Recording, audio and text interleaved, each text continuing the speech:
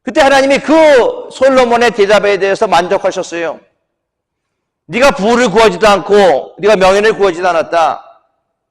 네가 지혜롭고 청명한 마음을 구했기 때문에 너에게 그것을 주겠다. 그리고 또한 내가 구하지 않은 부와 영광도 내게 주려노니 내 평생에 너와 같은 그런 왕이 다시 있을 수 없다라고 얘기하고 있습니다. 구한 것보다 더 주셨습니다. 생각하는 것보다 더 주셨습니다.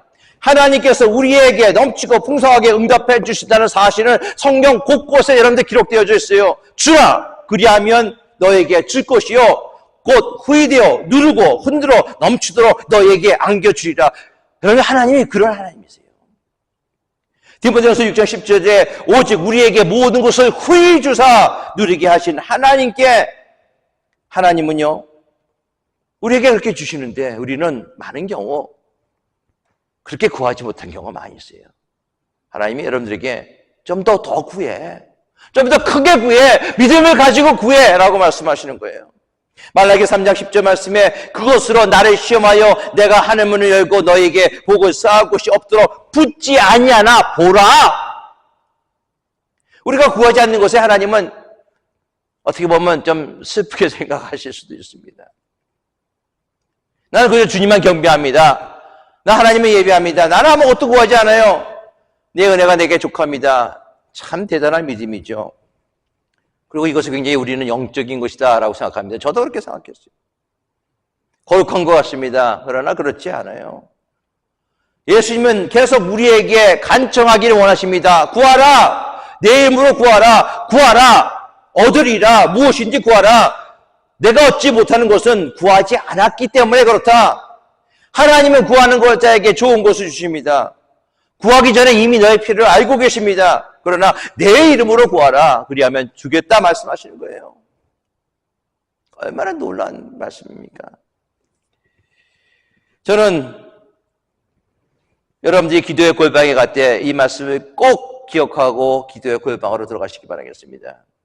하나님께 나아가는 자는 반드시 그가 계신 것과 또한 그가 자기를 찾는 자들에게 상 주신 이심을 믿어야 할지니라.